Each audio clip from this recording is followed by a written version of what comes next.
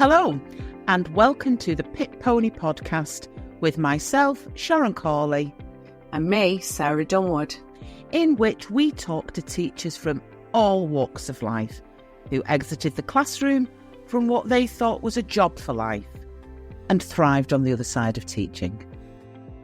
Coming up in this episode, there were still other things going on that were starting to make me think, actually, is this something I want to do for another 20, 25 years? Because when I started to look at where my journey might go, if I wanted to progress in my career, what would that look like? Or even if I was content in what I was doing, am I content enough that I would carry on doing that for another 20 to 25 years? And it was that time where this concept of, I started just keeping that sort of mental list of the things that were happening around me and where I could see things were moving, that I started moving towards that realization that actually it was time to find my way out. Hello and welcome to another episode of the Pit Pony podcast. We've got a great one, got an interesting one today. I think people will be riveted by this particular story and some of the ideas that are going to come out of it. We have got Lee Springett, great guy, really, really great guy, who taught for 12 years, only came out in January 2024. So he's newly emerged pit pony that we have. 12 years, 4 years in his first secondary school, 8 years in his last one. No critical incident, no particular burnout, not typical of an exit in many ways with Lee, which is why I found it particularly fascinating. But Lee could see things happening around him, and he made a list. It's fascinating. He makes this list of what was happening, and it was almost like a list of non-negotiables. So some real reflection going on at the time. And when that list wasn't changing or getting any better, Lee left. After 12 years as a secondary teacher, he left. So welcome, Lee. And can you tell us, what are you doing today? Hi, Sharon. So great to be here. So yeah, I am now a project manager for the digital data and technology team at the children's charity Barnardos. Beautiful. And that's why I think this is going to be a cracker, because the charity sector is something that many of our pit ponies naturally want to gravitate towards, particularly for that sense of purpose, because we are fundamentally the good guys. So Lee, okie dokie, talk our listeners through this thought process that you were going through towards the end of your career in teaching. What was happening at the time and what was going on in your head? Yeah, so it really sort of kicked off in the academic year, sort of 2023. So around the Christmas time back in 2023, I was doing some work for an awarding body as well as at my school role, and an opportunity arose there. And I found myself applying for it without really much thought. And I didn't secure that particular role, but it definitely made me stop and think there must have been a reason why I decided to apply for this role. What's changed all of a sudden that made me do this? And so what I then started to do is to sort of look and reflect what was going on and what I was doing in my school roles in terms of as a head of department, but also doing some additional work wider around the school in terms of sort of improvement projects and staff wellbeing initiatives, and why they felt worth and purposeful. I could start to see, like you said, things starting to change more and more in terms of the direction things were going. I think, as you mentioned, Sharon, I wasn't necessarily in a school that was unsupportive. I had an incredibly supportive leadership team in my school and the colleagues around me.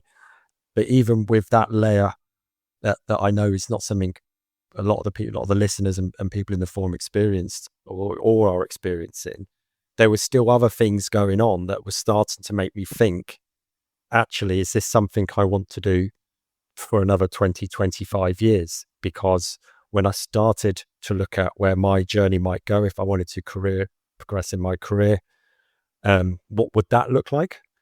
Or even if I was content in what I was doing, am I content enough that I would carry on doing that for another 20 to 25 years? And it was that time where this concept of, I started just keeping that sort of mental list of the things that were happening around me and where I could see things were moving, that I started moving towards that realization that actually it was time to find my way out. And that took me up until sort of the summer of 2023. And that was really when I started to sort of reflect more and decide and think about what was next for me. Okay, so that's quite unusual to hear that. That there's almost like this contemplation going on around, without being in a real pain point, that you're taking a step back and you're looking. Can you try and quantify or go into a bit more detail? What was happening around you that was causing this discomfort that said, this isn't me for the next 20 years? Yeah. So I think the first thing was when I started to reflect more on myself. And like I said, there must have been a reason why I made that initial application. And I really thought about the things that I enjoyed about my role and what I wanted to experience more of, which was the supporting of my colleagues in their development and their well-being, as well as our students. And when I looked at what that opportunity looked like beyond what I was doing already, the only direction of charity for me was to be looking towards working in a multi-academy trust type setup. The school I was at wasn't, it was a single academy, but I could see that ultimately that was a direction of travel for most schools and essentially where we may end up, or as I said, for myself and able to progress, that's where I'd need to go. And it wasn't something I was comfortable doing, I think. And again, it's my own personal opinion, but I'm not a strong believer in the current setup and experiences around those trusts. And I say that without being in one. It's more for my reflection on knowing colleagues that are in those trusts and working in those. And it didn't feel right to me that would be the area I'd move into if I wanted to continue doing the things that I enjoyed, but on a larger scale. Alongside that, I also had the opportunity to partake in one of the new MPQ qualifications that were initiated, and I was part of that first wave through those, and I joined those, and the idea behind them was to continue that development around leadership training and leading development.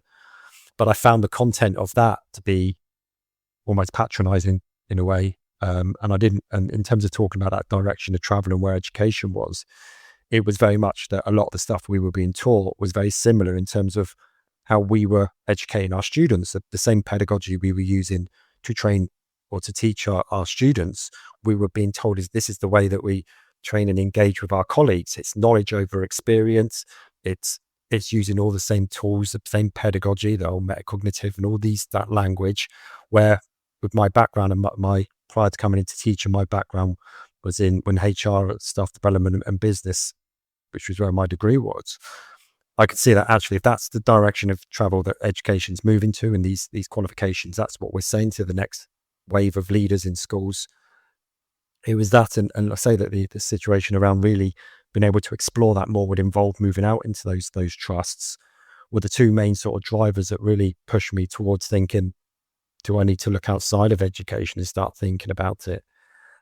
Like a lot of people experience sort of changes in our students post-pandemic, and it was still noticeable. Again, I was in a very supported school. I was very, very strong leadership in my school, but even we could see those changes in those students, and that their shift in views and understanding about what education was to them and what it meant to them as young adults in a lot of cases. And it was those type of things that were sort of coming together and made me thought, actually, I don't want to do what I'm just doing now for another 20, 25 years, but to do it, to expand on that and to grow me and to be able to experience maybe the things I want to, would mean moving into something I wasn't comfortable with. I think you've touched on something that we talk around without actually going into great depth. We talk about senior leadership teams all the time, SLT. And very often we work really hard in our group not to do generic SLT bashing, But fundamentally, when we talk to pit ponies who are exiting, it has been poor leadership that has resulted in the majority of the problems. Now, I'm going to come across to Sarah here. Sarah was SLT for 15 years. I'm probably taking a punt there, but Sarah worked with many head teachers and was on leadership. We don't talk about what good leadership looks like in schools, do we? And Lee has, just for me, hit on something. We've already got a problem in some schools. And what programs are coming forward to create great leaderships within schools? Sarah, what are your thoughts on that? I did my MPQH in 2009. So, what's that, 16, 15 years ago? It might actually have been a little bit earlier than that, but it was early doors for MPQH.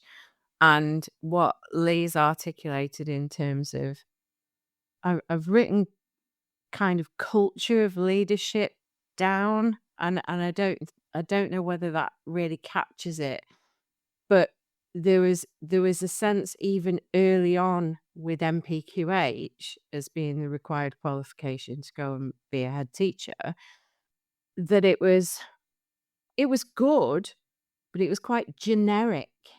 It was a one size fits all kind of approach to skilling up the next generation of leaders. And I think if you were in a school, as I was at the time, with an exceptional head teacher and an exceptional deputy, and I was part of 3 assistant heads, I got the amplification and the reality from having great leadership around me. But I think for people who just did the course and saw it exactly as it was taught, without some wider context, without the model of I'm using good leadership as a catch-all phrase, then if that's not been modeled for them in reality, then we end up with leaders who know the theory, but aren't necessarily able to translate that into the reality of working with 1,000 children and a body of staff that's 100 people. And I don't know what the newer MPQs are like, but for me, the big thing that's missing with a lot of leadership in schools, from our experiences of talking to group members and people who we've helped, is the absence of understanding of the frameworks that leadership still has to sit under in terms of law, HR law, employment law, all of that sort of stuff. And I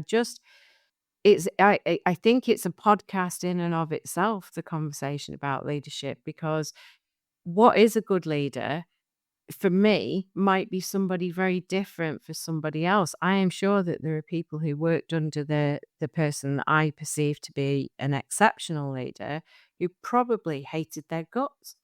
It's personal and it's based on experience, but I think there are some common traits with poor leadership that are rooted in an absence of knowledge in its practical application to people and how you manage, because there's a difference between management and leadership for me. And there's just been a big disconnect for me over the past 10 years in terms of what's happening in schools. Yeah, and I think I pick up on most of the points you said, Sarah. I think that really sort of resonate with that experience I had. And I came into education sort of early doors to academies and the view of what academies were about. So prior, even before we moved to multi-academy trust, this vision of, bringing more funding to the school, allowing schools that autonomy to how they use that money and how they engage with that money. And we saw that quick movement of people moving up the chain into positions very quickly. We saw that money, again, a lot of personal experience, sort of absorbed very quickly into other areas. We saw people maybe moving into positions, exactly like you said, they were very effective, maybe as class practitioners or as head of departments, being moved into, legal positions, like you said, in terms of understanding of employment laws and things. And that is the big fall down. And we read that time and time again in the group about situations, and you sit there and you just think, as someone who's come from the private sector previously, that doesn't even pass any form of legal wrangles here, and yeah, so I resonate a lot with what you said. And again, that kind of goes back towards my journey, because I knew my head, my fantastic head. And like I said, I was an incredibly supportive school. They were an incredibly passionate, almost what you might want to call your old school head now. It's sad that we have to say that, but it was. But she also did understand the legal ramifications. She was an effective leader. She understand the power of people and engaging with people, but she knew her responsibilities of her role. But I knew she was leaving, so it was another thing on the list, because there was that unknown of what was coming next. But no, definitely share and feel my own experience seeing that journey, because obviously to be fair, I was in education a short time compared to some people, but I was there in that early doors of academies that then evolved into MATs, and then it evolved into, okay, we need all these new heads, and we need all these executive heads, and we need these principals and things, and how people were moved around into those positions. And again, they may not have had the understanding of what that role really needed to entail from a legal or a governance standpoint. It's that for me. It's when you see people moving into leadership, you use the word responsibilities, and I think what is not writ large and is not supported through ongoing development and training is the reality of those very real HR type legal responsibilities, because the focus is on teaching, learning, results, the practicalities of what's happening with children, rather than the adults that sit around them. And then what you do with that is, when you've got this, and I'll use the expression toxic leadership, I then deal with the fallout of that kind of behaviour. Because if you're working within a school and you are a classroom teacher, a TA, a head of department, and you've got a leader who's already running a school through a culture of fear, and then I speak to people from the group each night who'll come on and tell me a set of circumstances in their school, and I'll go, but they can't do that. That's illegal. I'm sorry, you've got rights.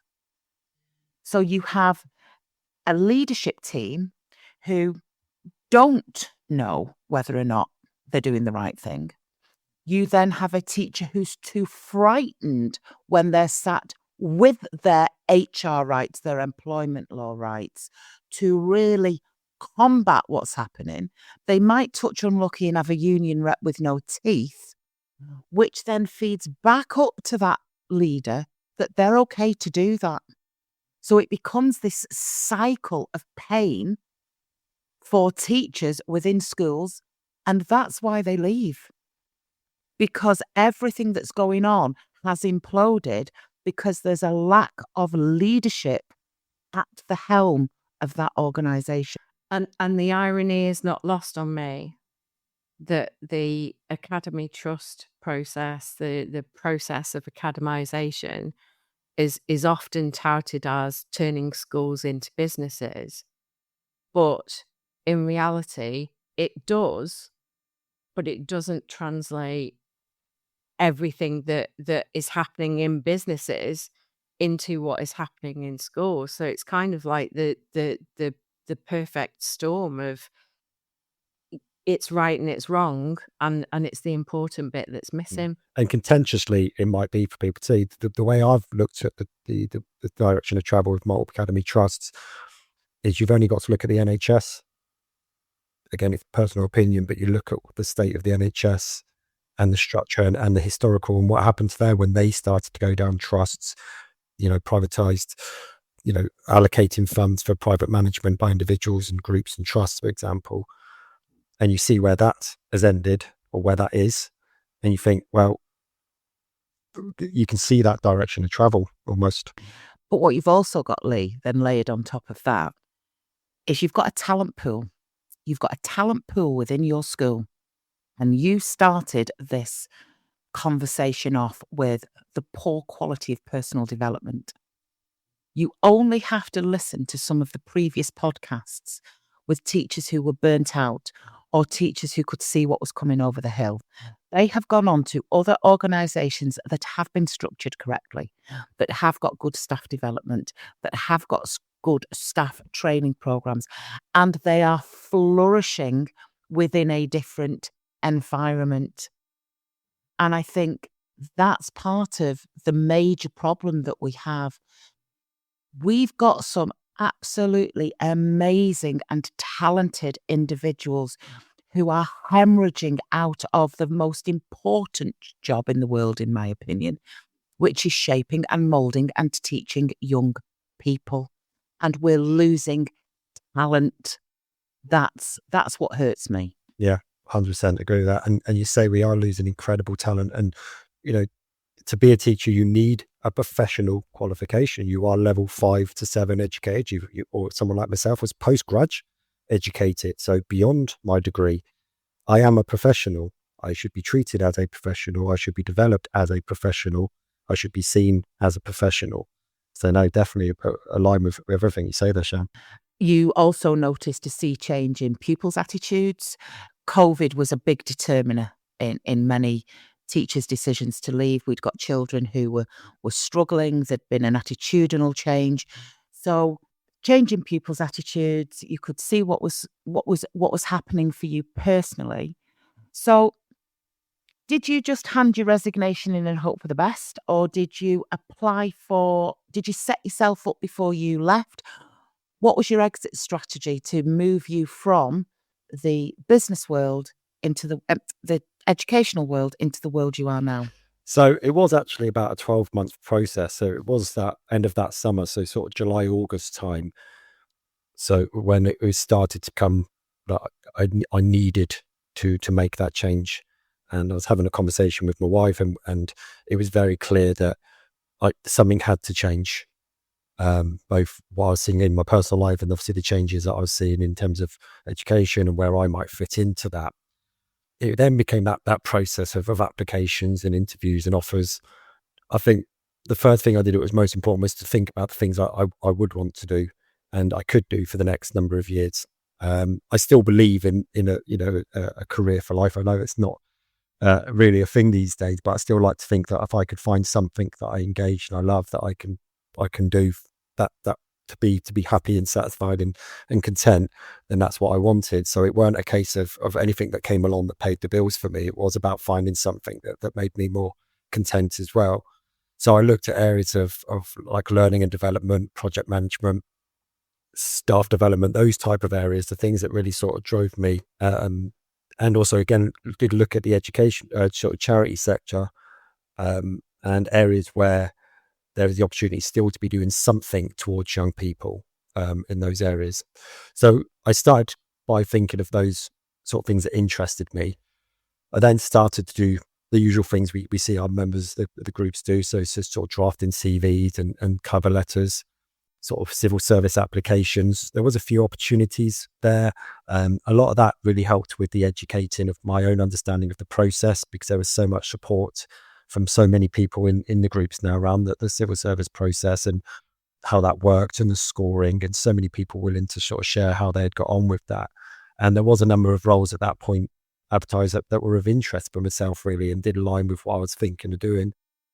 I actually ended up doing 75-ish applications. I sort of kept a bit of a tracker going. That went down to 15 interviews across a number of charities and public sector, so civil service. Picked up a couple of offers, but nothing really landed to sort of on the financial model of things. And then it was around about, it's going to be about July last year, really, where I got called back for an interview with Barnardos that I'd applied for as a program officer. And the role itself was at my bottom line, sort of done the calculations, what was our bottom line. I still needed to be able to provide for our family. My wife worked as well, but it was, I still had my contribution. And however incredibly supportive she's been through the whole process, ultimately we obviously still had some responsibilities. We've got 2 young sons. So the role I applied for was sort of at the lower end of what would work for us. But it allowed me to make that exit. And it was quite obvious from the early conversations I was having with this person that kind of wanted to do a bit of a pre-phone interview with me.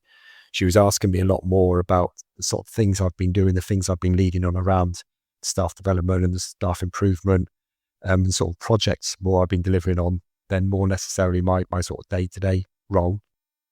And then I was asked and invited back to a couple more interviews with various heads popping up on these interviews. They're all online.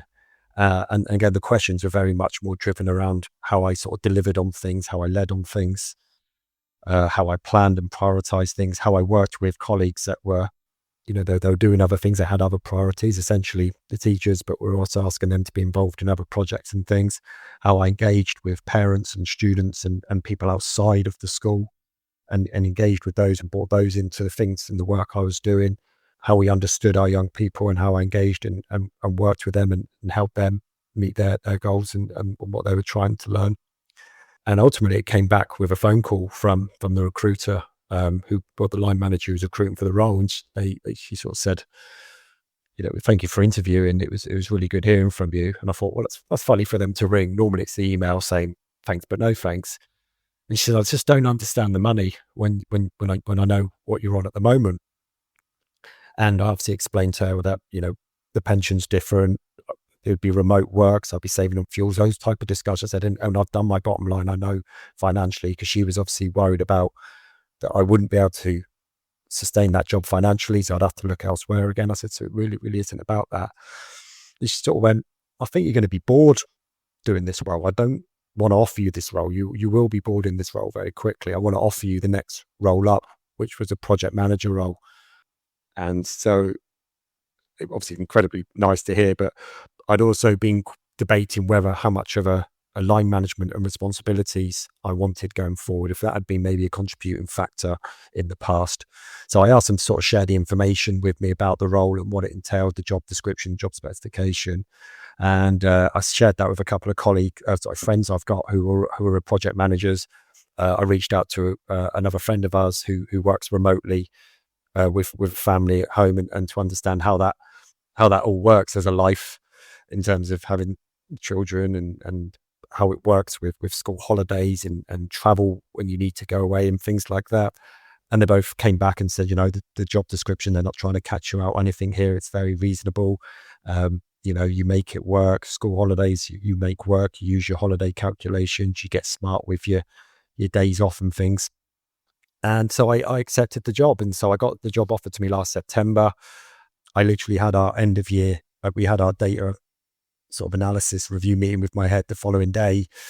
And it was at the end of that meeting that I was able to sort of explain to the head that I'd been offered a position that I've taken, and I'd be finishing at Christmas. And the head was nothing more than supportive of me.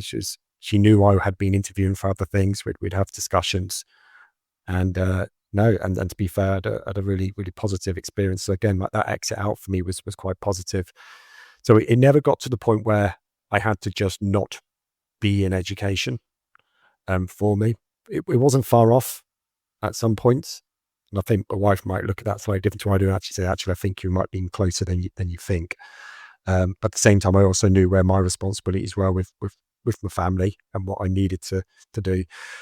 So it had to be that more sort of drawn out process. But yeah, so it was about a 12-month process in the end. And I think what I want to just pick up on, just that you alluded to, because I'm going to tease you out emotionally.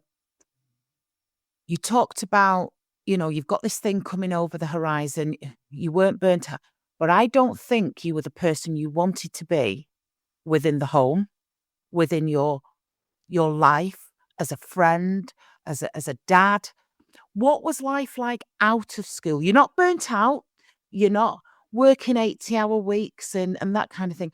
But who were you at home when you were a teacher? I think it's something a lot of the people resonate who listen to this and in the group, that it was almost like you were that person in the room. You weren't present. You were working holiday to holiday. So both myself and my wife work in education. Our boys are in schools and they're doing lots of clubs and things, which obviously I wasn't able to always get to. But essentially we were work into the weekends to almost recharge, so not to be present for our boys, and then work into the holidays. But then we even noticed when you went on the holidays, the first part of that holiday is taken by you re-energizing, not being present with your children. I mean, the lads and doing more things with them. So no, you're right on that, in that I wasn't happy with who I was or who I was being for my children, for my wife.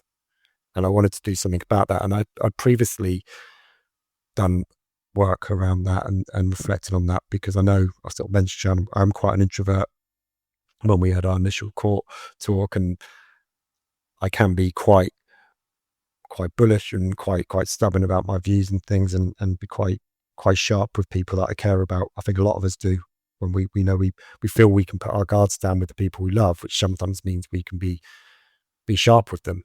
But that ain't right, and that needed to sort of change. And I'm not saying that's magically changed in the 10 months I've been out, but it's definitely been better because of it.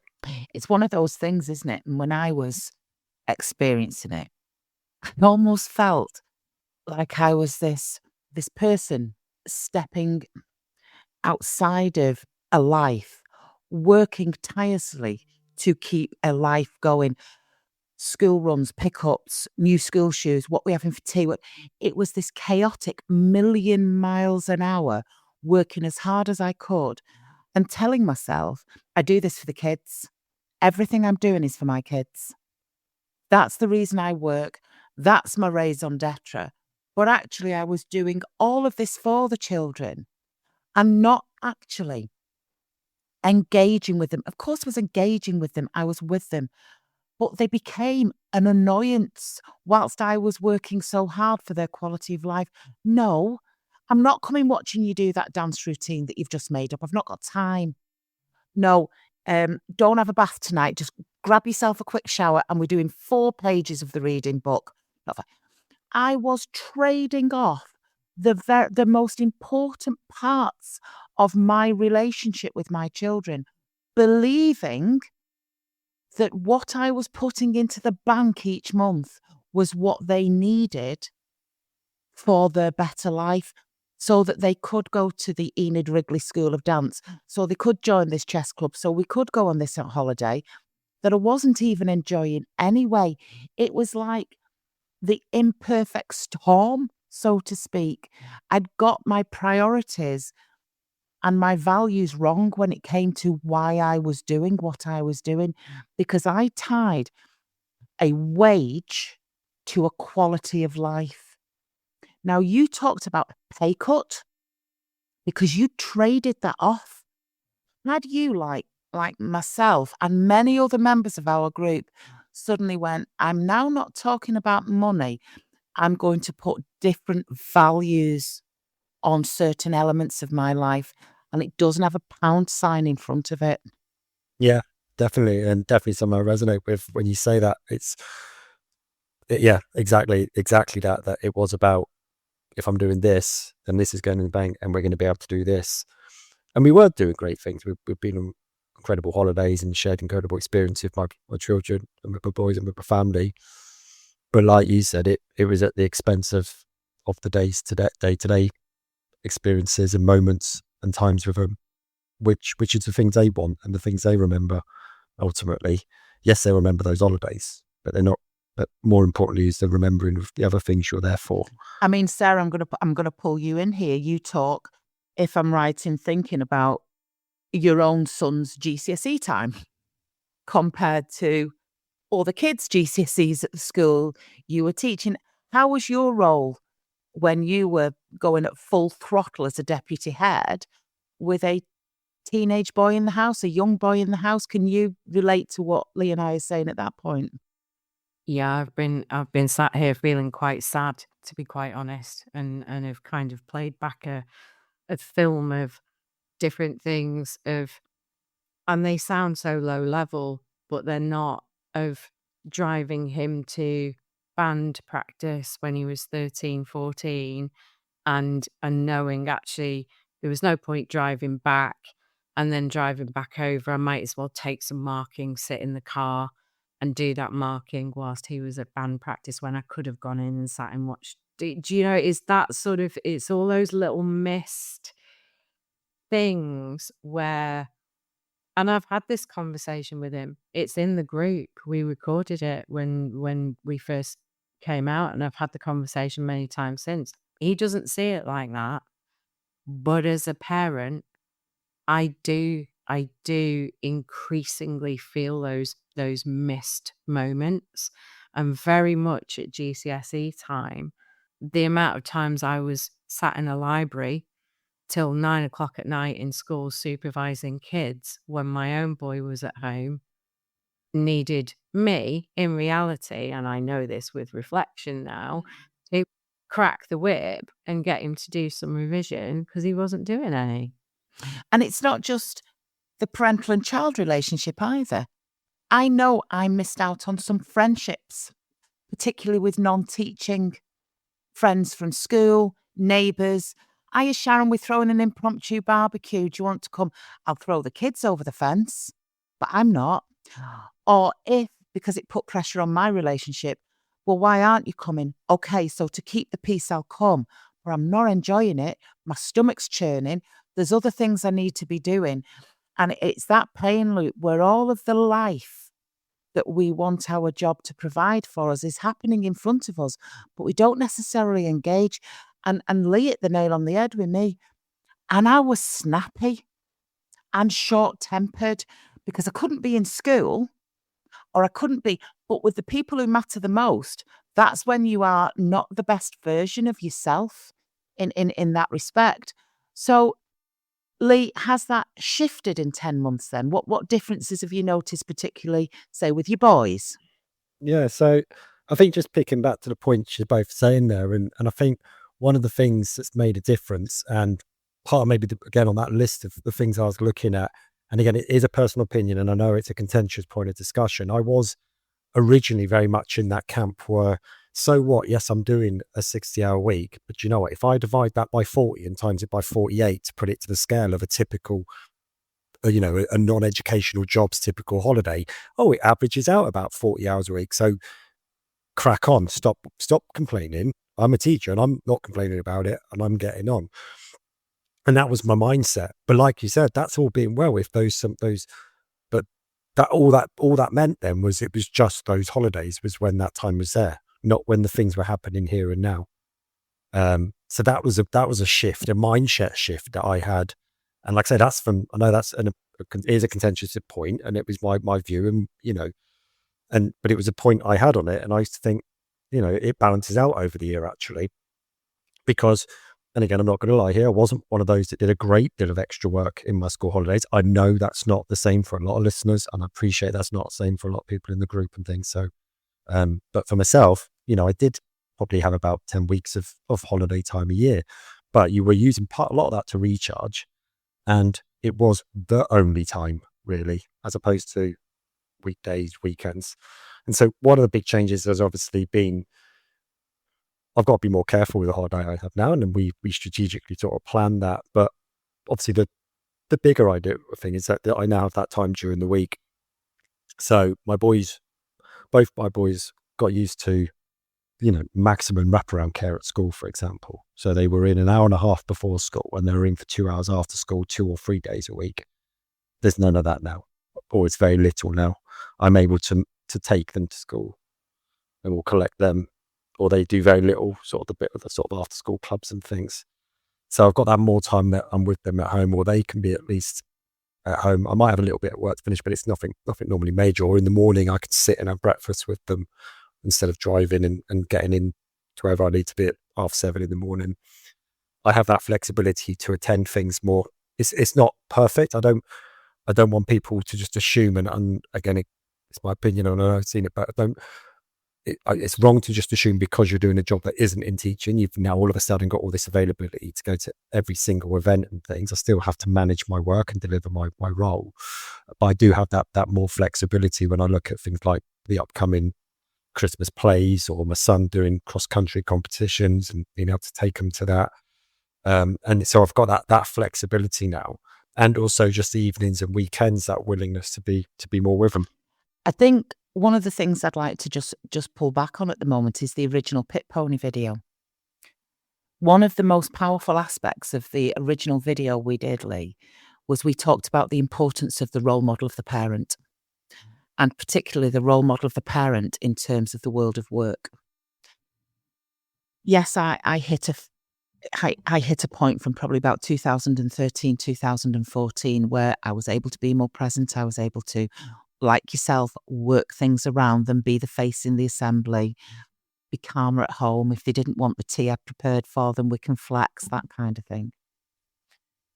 I don't sit with the role model and the world of work they've seen from me since I exited, because they've had some good modelling of boundaries, entrepreneurialism, the ability to not have a glass ceiling on your income.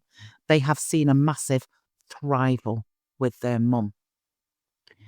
I do a moment where I think, had I not have left, what was I teaching my kids about what the world of work looks like? It comes first. No, don't go and disturb your mum because she's got to do this. No, unfortunately, my mum's not the kind of mum who turns up at the school place. No, my mum doesn't go out Monday to Friday. I am able to model a work-life balance. They don't come in the room I'm in now recording this because I'm working. No, you can't speak to me tonight. I'm on a Zoom call. I'm in the office this morning. They get boundaries. They understand work is an important aspect of our culture in order to provide stuff, but it's not the be-all and end-all. It doesn't result in making me ill and snappy and unhappy. Work and money and business is the crutch that we use to leverage a fantastic lifestyle. And I think that's the bit that resonates with people more than anything. What am I modelling for my children? Because my dad had the work ethic of the bloody co-op coal horse. He never stopped. He never took a day off. Work, work, work, work, work. I've broken that generational cycle. And I think we talked about some kind of toxicity within leadership, but if we're not careful, we can be quite toxic in our modelling for sending messages to children about what the working life actually looks like. I mean, guys, I'd be interested in your thoughts on that party political broadcast on behalf of the entrepreneurial mother. But I think the role model of the parent where the world of work is concerned is a really, really crucial part that we play in our kids' lives. Yeah, I think that's a really valid point. And yeah, sort of seeing what work is to the children, and they're just going to model what they're seeing with their parents ultimately. So it almost creates a vicious cycle, doesn't it, of what they see work as.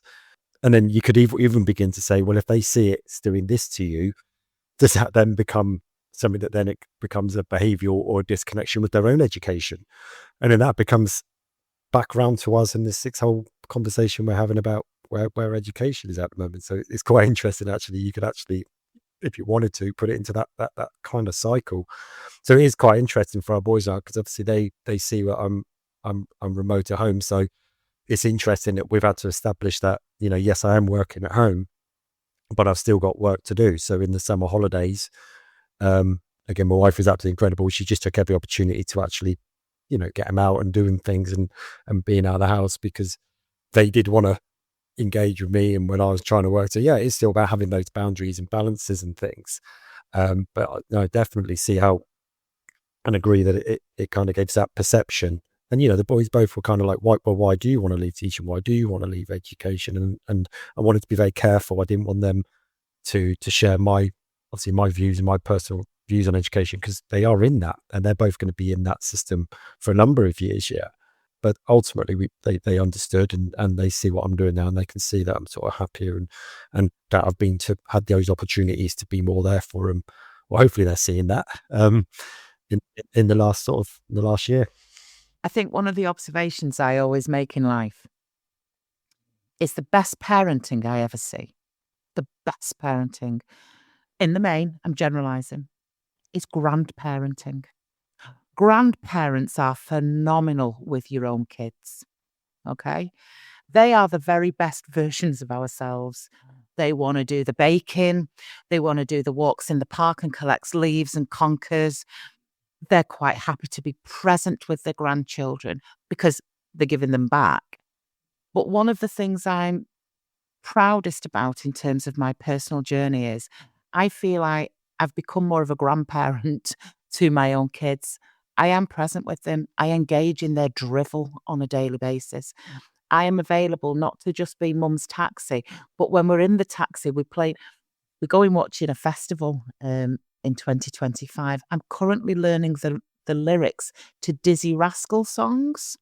Okay. I don't need no speed. I don't need no coke. I'm all over it, right? Because I can be. Because that's what a grandparent would do. Am I talking, Sarah? Bail me out here. I've gone down a rabbit hole about. Do you get where I'm coming from? I do recognize it, and I think the parallel for me is the relationship that I've got with my nephews, who are 11, who I've, because of the timing of how things happened with me, I've probably been much more present as almost a parental figure, not a parent, the favorite auntie, which is a great place to be. But I've been able to kind of, on a very selfish level, experience the things that I think I missed out with my own son when they were that age, because I was all in at school when he was that age. So I get it. I get what you're saying. Yeah, I do. I get what you're saying. It's about being present, but you don't realize your absence until you finally realize what being present is. Correct. And I think that's how this podcast has been shaped here with Lee. And I think it is a different one. And I said that to you, didn't I, Sarah? This would be a different one, but a very, very powerful and reflective one, which then I'm assuming, just dipping back into Barnardos, who I know you've spoken to and asked for permission to name and talk about. What is life like working in the charity sector? What is it actually like? It's an incredible mix. What I found, because like I said, I had previously worked in private sector, in retail as well, and retail management. I'd say it sort of sits in between what we saw in education as a publicly funded sort of as a school, and what goes on in the private sector. We have our source of income is very, very much governed and flexes each year. Obviously, as a children's charity, we deliver frontline work to about 765 services we're currently delivering for local councils at the moment and across the UK, and supporting that is an incredibly rewarding piece of work. It has its similar challenges in that those frontline workers who are working with all those young people, they say the same things to me that the teachers were saying when we talk about asking them to do something, asking them to engage with something, but their priorities are with the young people that they're engaging in, they're providing those services to, and those young people and families, which is incredibly right, because that is the mission of the charity at the end of the day. And I think part of it, the reason I've sort of fallen into this role is because I have that understanding, having come from education. So Barnardo's, it is very similar in that sense, that a large portion of our colleagues, over half of our colleagues, are front facing with young people and are dealing with young people on a day to day. And so appreciating that and being able to engage with that was great, because it meant I still felt like I was supporting them, and my role still then is doing the thing I wanted to do, is trying to support them, to free them up to support more young people. And I think, like I say, a lot of the challenges within the charity sector, I think are the same in it as they are in education. Like I say, in terms of the sort of the budgetary constraints and the financial challenges that are around it, that, we can't just go and spend endless amounts and pots of money we don't necessarily have. It is about utilizing what we have and working with our colleagues and supporting our colleagues the best we can with what's coming in.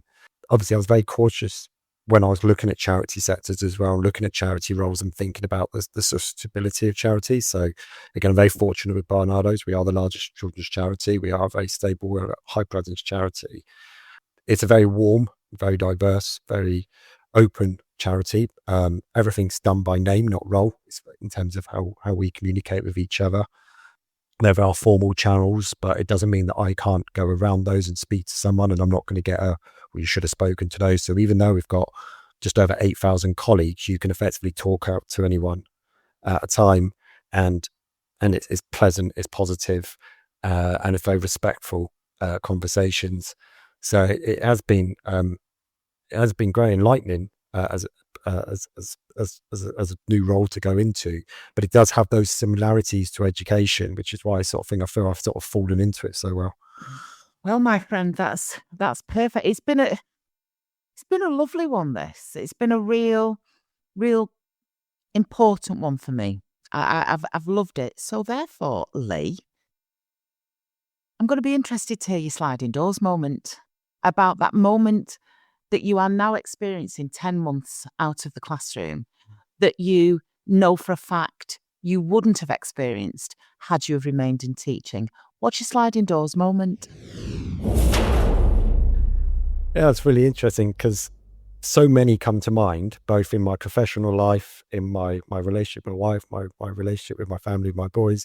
And there's so many things I could have sat here and said, there's no way I would have experienced the things I've seen and done and the opportunities in the last year. But ultimately, I think if we had to pin it down to one thing, was I was able to go to my boys' sports days for the first time this year, which for one of my lads was his last at primary. So it was really important to be able to see that. And it was fantastic to be able to go there and be a part of that and cheer them on and have some photos with them afterwards. And just know that they knew that I was there and seeing them do these things because they love their sports, they love their competitiveness. And so I knew it meant to them a lot. And I hope to them, it meant a lot to them that I was there. But even for me, just being able to see them do that and see them compete and get on and the smiles and enjoying themselves, which again, my school wasn't a no school, but a few hours out for a sports day was maybe a little bit of a stretch in terms of England. It wasn't something I'd probably necessarily felt comfortable asking about before, but it was something that all I had to do this time was just make sure it didn't clash with my calendar of work. And I was able to do that. So that was that moment for me. If we had to sort of boil it down to one sort of incident that would best summarize wherever I definitely wouldn't have been if I was still teaching, it would be that. And I suspect the version of Lee that stood on those sidelines cheering them on was a very different version, having thought about what we talked about before, because you were present. You were able to be there, relaxed and enjoying it, because we've all been there, but have we really been there? So, Lee, on behalf of myself and Sarah and the listeners, I just want to thank you for such an insightful and reflective episode. Great episode to get somebody from the charity sector on, because I know it's something that many of our group members do look towards. So it's fantastic that you've spent the time with us here today. So Lee, from all of us here on the Pit Pony podcast, thank you very much. Thank you very much. And I will just add in there, I will just put it out there that I'm more than happy for anyone to hunt us down, reach out to us and speak in any support, because the amount of support that I've had in the last year, probably from people that don't even know they've helped me from the group, when they've put something up, or when they've shared something, or if they've put a link here, or they've responded to a messenger. I sent one. I had one just last night from a very known contributor from the group. He said, "Oh, I'm so sorry. It was a year ago when you sent me. So I hope how things are going." And I was able to say to them, actually, amazingly, this is what I'm doing now. So I'd any opportunity to give back to the group and the work that you guys have been doing over the last few years. Please, if anyone wants to, I'm more than happy to listen and help anyone where I can. Thank you, Lee. Thank you. That's amazing. Thank you. I enjoyed that, pal. I really enjoyed it. What did you think? I've just been stood making a cup of tea before we had the chat, and reflecting very much on the conversation around leadership. And I want to clarify something, that, and it's that avoidance of generalization, because there are lots of great people who are in the system and so on and so forth. But I think there's also people who could be even better if the right frameworks were there and the right training and support was there to make sure that they were skilled up.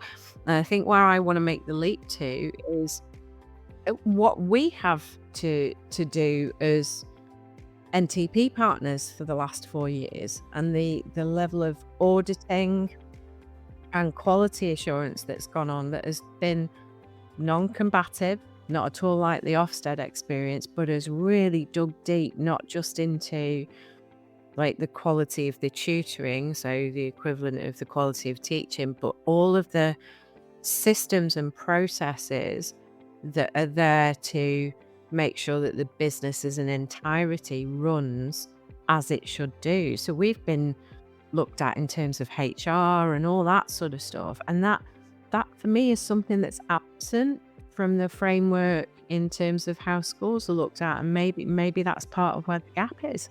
Yeah. And I mean, just to clarify, when Sarah referred to NTP, she's referring to the National Tutoring Programme, which is... Oh, yes, sorry. It's okay. Which is, you've got to remember, we're recording, mate. We're not on the phone. I know. Sorry. You forget it, don't you? And I think for me as well, because you've alluded to the fact that we run a national company. And when I first stepped out of teaching, I was responsible for my own development in CPD. Found lots of it through local networking groups, LinkedIn, and took a personal responsibility for my own development, because as a pit pony, I believed it was the responsibility of the leadership team to develop me. I became more well-read. I became more self-aware of my own mind. Everything once I left teaching, and why I liked what Lee was talking about was he was coming to that whilst in school. That was the most powerful aspect of it for me. He was having his light bulb moments whilst in school, almost in a Mystic Meg kind of way, because he could see what was coming across the horizon and he could see how he was going to fall through the cracks. He was very insightful. I've got a good head teacher, I've got a good leadership team, but that's not forever. He was basing it on anecdotal evidence and spending time within our Facebook group to say, sooner or later, this could be me. So he was right in what he was saying, and particularly when he'd gone into the MPQ, and it really was not what he wanted it to be. He then did the joined up thinking and went, well, this is the future. This is the future. So I did like that thing. And I think some people are natural leaders. I think some people have got really great innate leadership qualities. I think some people are mentored into being good and great leaders. And I also think there are superb training and development courses out there on leadership. One of our greatest friends, as you know, Mr. Drew Povey, is a leadership consultant. His work is phenomenal and off the charts. And we're having Drew, as you know, on our podcast at some point, with an E in brackets for explicit, no doubt. So I know about leadership. And it is, in my experience in the group, the root of most, if not all, of the issues that we are facing. A lack of robust and strong leadership and vision within schools. Accountability is put in the wrong place. Toxic behaviours are allowed to continue. There's pressure from the top down.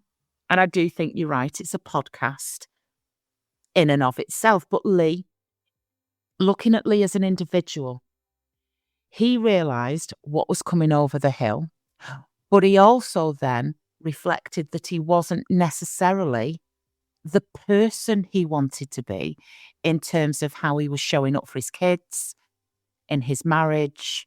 I mean, I don't want to present the guy that he was in crisis, because he certainly wasn't. He was just not happy enough. I think it comes down to that he had a really clear perspective on his own values. It might not have been conscious, but when we talk about seeing things coming over the hill, there's a lot of people who sit in our group who see things coming over the hill. I am one of those people, but I was prepared to, or just so entrenched in a system that that the only way that it was going to work for me was that I was just going to push on through and align to that system, even though the discomfort, the rub about doing that was so great that it was making me ill. And I think it's easy to see things coming over the hill but still stand still. And I think what he did was saw it coming and went, no, I now need to start preparing to move out of the way of that when it does come. You know, with me, had I not have been suspended, which put the spanner in and the brake in this hamster wheel that I was on, I wouldn't have had the time to have exited my job, the marriage, because time and getting through existing in the day in my late 30s was just a task in and of itself. So my hand was forced to a certain extent. I don't know if I could have got through without becoming very, very ill. I think my circumstances, you know, when we talk about those plates spinning, well, if it's okay at home, the plates can be dropping at work. And if it's okay at work, but everything collapsed like a Greek wedding for me at that point. But no, I think where he was in that respect was really measured. That's the read I got off that guy. He was incredibly measured. And again, he nodded towards that importance of your pay packet measured against the value of certain things. Cut your cloth and place your value elsewhere. He took a pay cut. He touched Lucky in that interview, didn't he, where he got promotion? He did. Absolutely. But I think that goes to something as well, because I think there's a fear of the unknown when people are looking to step outside of a system that it's been the thing they've known for a number of years, wherever people are at. If you haven't had prior experience of working in the prior sector, which I have no idea what the figures are, but I would suspect that probably it's at least 75% of teachers have done school, university, straight back to school. So if you haven't got that framework of what life can be like in the private sector, it's not perfect. There are businesses, I'm not going to name any, but you see them in the news who are not treating staff well and things like that.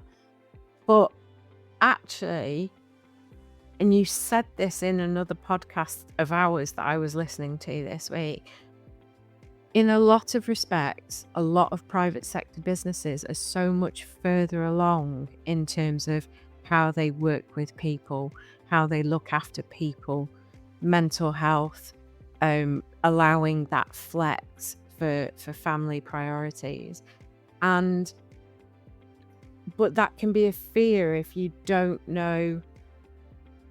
And I think that's one of the things that holds people back. And I remember so distinctly, it's really interesting where Lee's gone to in the charity sector, because when I was having the conversations with my brother, when I first came out of teaching, that was one of the things he said to me, try and get into the charity sector, because there is so much crossover and alignment of skills and values. It's just about framing it right so that you get in front of the person that you can talk to and sell yourself. So yeah, no, it was really interesting. It was a different episode for me, reflective in a different way. And I think I was going to pick him up on this when he said, I don't know if he said it to us afterwards, that, you know, it's not the typical story.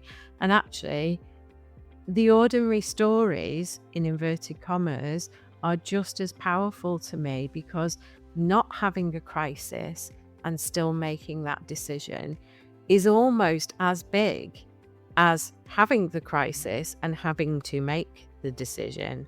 And I don't think either one is more significant than the other. I think you're right. It's like, I've got friends who say their marriage have split up and they're shocked. I'm like, I didn't know it was that bad. I didn't know this crisis. No, there wasn't. I just wasn't happy. I just knew there was more for me out there. Yeah, but he didn't beat you and he'd not been cheating on you. No, I just didn't want to be in it anymore. I've got one life. I'm making a change. And we're so programmed that that's not how we do. We put up with stuff. We do think we're trees. I've made this decision. I can't possibly move. Well, actually, it's okay to just feel unsettled and unhappy and have a feeling in your liver that this isn't going to end well. Because I think that's where it was inspirational what he said. He wasn't burnt out having to have the emergency doctor off with work-related stress. This is a man who applied for 75 jobs whilst still in a school. Now, if that's not quite unique, and what kind of a measure of good leadership does that tell you in his school, that he's got a head teacher supporting that? So actually, that's where he knew what he was benefiting from. But 75 jobs, we've had other guys who've been on our podcast who've said it was getting embarrassing they were applying for teaching jobs, and having to come back and say, I've been the second candidate again. That was a really different mindset. I want to get out of teaching after 12 years. I know that moving from the state to the corporate sector, we've had another podcast episode, Amy Mead. How many jobs did Amy apply for? 400. 400. So that's why I think what we're doing that's quite powerful is normalizing things, because that was the vision behind this podcast. There are so many things that are relatable to individual people. Certain episodes will chime, certain aspects of stories will and won't. But what I would like to end us on today is how he ended. The shout out to that group and everything that's going on within that resource in and of itself, Life After Teaching, the help he received, the support he had. We might all have slightly different stories, but we are all in a very, very similar place. We just want the best for ourselves. We want it right for our friends and family.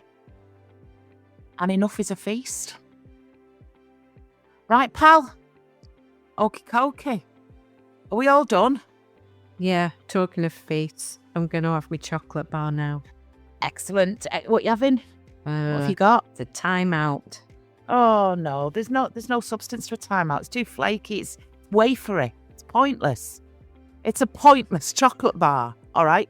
If you're gonna have something, have a bloody Snickers and get a filling half on the way out. Or Sorry, Cadbury's. no, I'm sorry. Sorry, a timeout's neither. If you're gonna do anything, do a full finger Kit Kat, because they're not dissimilar, but you get a better ratio of chocolate to wafer. Okay, we are massively rambling at the end of this episode. It has been a joy as always, and thank you from the bottom of our hearts for listening. You make it all worthwhile. Okay, see you on the other side, my friend. Cha. Thank you so much for staying with us throughout another great episode. And on behalf of myself, Sarah Dunwood, and all at the production team, we appreciate your continued support. If you wish to contact me directly for a support session or a clarity call for your next steps, please find my link in the comments below. See you soon.